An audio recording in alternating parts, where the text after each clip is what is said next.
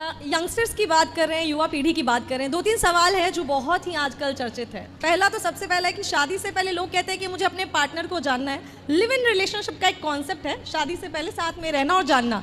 तो मैं आपसे जानना चाहूँगी कि आपके अनुसार लिव इन रिलेशनशिप सही है या नहीं है? कुत्ता बिल्ली कैसे रहते हैं?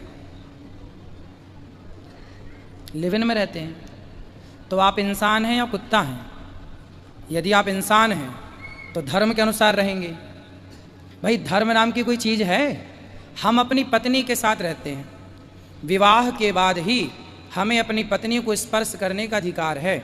यदि हमने आपको स्पर्श किया तो ये भी पाप है। आपने हमें स्पर्श किया तो ये आपके पातिव्रत धर्म के लिए पाप है। माता अनुसुईया के पास ब्रह्मा विष्णु महेश गए थे कि भिक्षा दे दो माता। माता अनुसुईया ने कहा ले लो भिक्षा। बोले नहीं, ऐसे भिक्षा नहीं लेंगे, आप पहले अपने सारे कपड़े उतारो, आप निर्वस्त्र हो जाइए, फिर आप हमें भिक्षा दीजिए।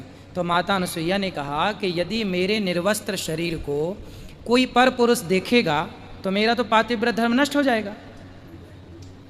तो उन्होंने अंदर से जल लिया अपने पति के कमंडल से और हाथ में लेकर बोला कि हे ईश्वर, यदि मैं पतिव्रता हूँ तो ये तीनों ब्रह्मा विष्णु महेश बालक बन जाएं। जल छोड़ते ही ब्रह्मा विष्णु महेश बालक बन गए। फिर गोद में लेकर अपना दूध पिलाया माता अनुसुईया ने ब्रह्मा विष्णु महेश को।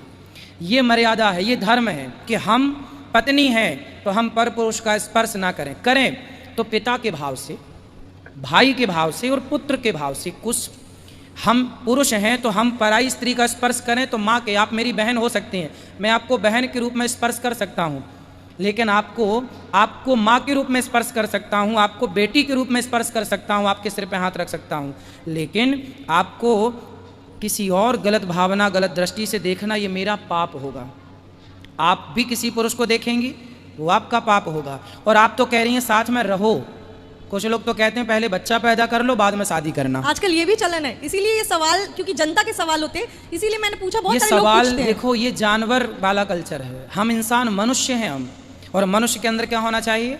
धर्म। धर्म के हिसाब से रिश्ते होते हैं। ये जो आप कह रहे हैं लिव इन में रहना, ये कुत्ता बिल्लियों का कल्चर है। आजकल इंसान रहा कहाँ? जानवर तो हो गया। अब जो आप बातें कर रहे हैं जिसका समर्थक ये बच्चे करेंगे वो जानवर बुद्धि वाले हैं, और उन जानवरों से फिर हम क्या बात करें? आप बताइए। जो इसको सपोर्ट करता हो उनसे क्या बात करें? बात करने का भी एक लेवल होता है, किस व्यक्ति से बात करें। अब इन मूर्खों से जो कहें कि नहीं जी हम तो शादी के पहले रहेंगे, भैया रहो, कुत्ता बिल्ली की तरह तुम्हें पसंद रहो। ये अमेरिकन पश्चिमी कल्चर है। अमेरिका में ऐसे ही होता है, लंदन में ऐसे ही होता है। एक्चुअली भारत, अब भारत रहा कहाँ? अब भारत को ना होड़ लगी है कि हम भी अमेरिका की तरह बने ना। भारत कभी अमेरिका नहीं बन सकता।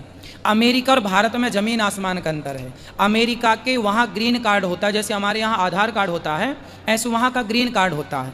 उस ग्रीन कार्ड में वहाँ की माता का नाम तो है, हमारे यहाँ आधार कार्ड में आपके पिता का भी नाम होता है ना, माता का, पिता का, लेकिन वहाँ अमेरिका, लंदन के जो वहाँ का आधार कार्ड है, वहाँ का सरकारी, उसमें बाप का नाम नहीं होता।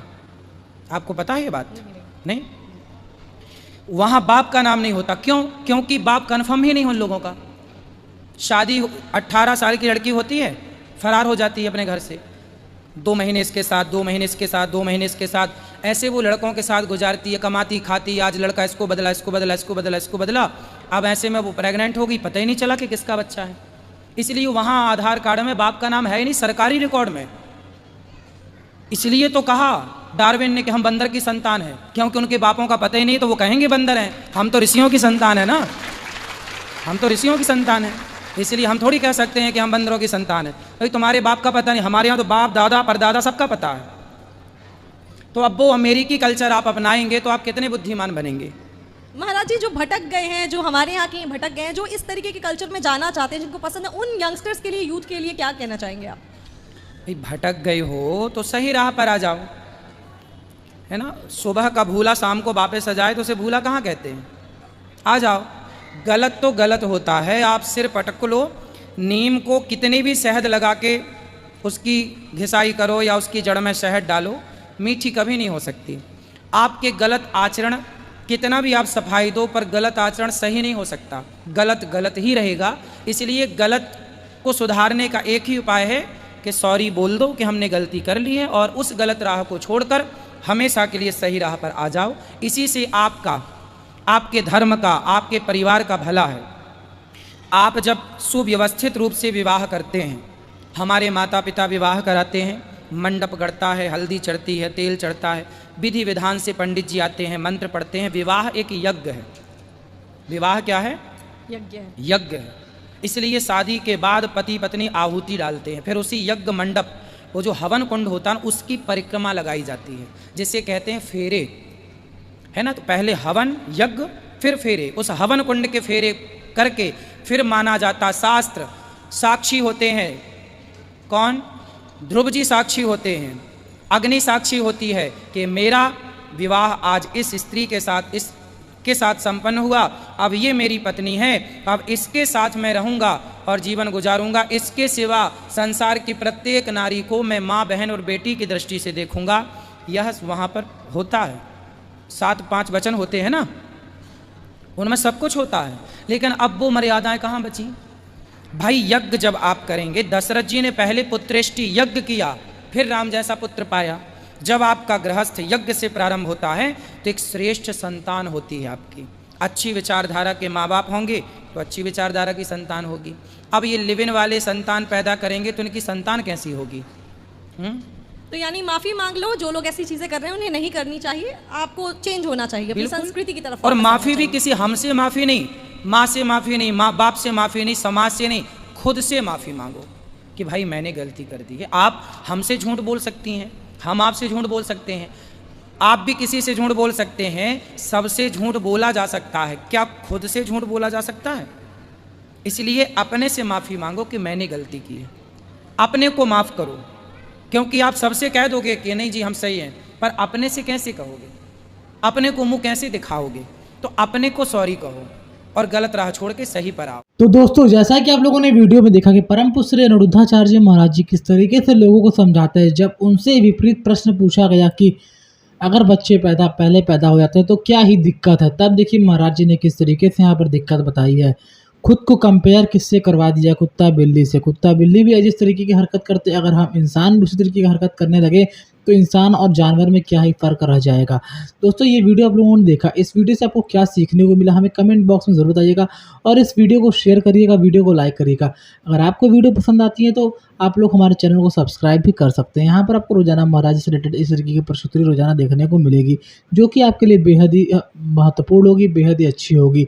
वहीं दोस्तों, आप लोग जानते हैं कि पूज्य श्री महाराज अनिरुद्धाचार्य जी अपने पुराने वाले गौरी गोपाल आश्रम के ठीक सामने जो कि एक आश्रम बनवा रहे हैं, वहाँ पर बहुत बड़ी आश्रम बन रही है। कहीं कितने एकड़ में वो आश्रम बन रही है और वो आश्रम में अब जो 200 माताओं की सेवा होती थी, अब वो माताओं की संख्या बढ़ने वाली है। जी हाँ दोस्तों, वो माताओं की संख्या बढ़कर के 1000 माताएं उस आश्रम में रहने वाली है, जिनका लाभ सभी माताओं को मिलेगा। अभी और भी माताएं आने वाली हैं जिनको जगह नहीं मिल पा रहा। इस वजह से हमारे श्री महाराज जी माताओं के लिए अलग से एक आश्रम बनवा रहे हैं, जो कि बहुत ही बड़ा बन रहा है। उस आश्रम में बहुत सारी व्यवस्था रहेगी, बहुत सारी सुविधाएं रहेंगी।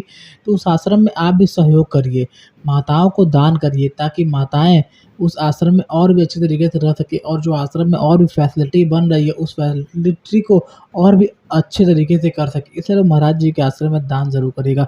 अगर आप लोगों ने गौरी गोपाल वृंदावन आश्रम कभी गए हैं तो हमें कमेंट बॉक्स में जरूर बताइएगा, क्योंकि दोस्तों वहाँ पर निरंतर ढंग से सुबह से लेकर शाम तक भोजन प्रसादी चलता रहता है।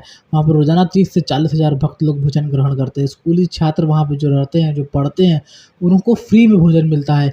अभी कहीं खाने जाएंगे तो आप 100 रुपये का भोजन एक समय में खा लेंगे, माने दिन में खाएंगे तो आप 200 का भोजन ही खा लेंगे। तो वहाँ पर वो 200 का भोजन फ्री में महाराज जी से बच्चों को खिलाते हैं। कोई भी रोक टोक नहीं है, कोई भी चीज़ का कोई पाबंदी नहीं है।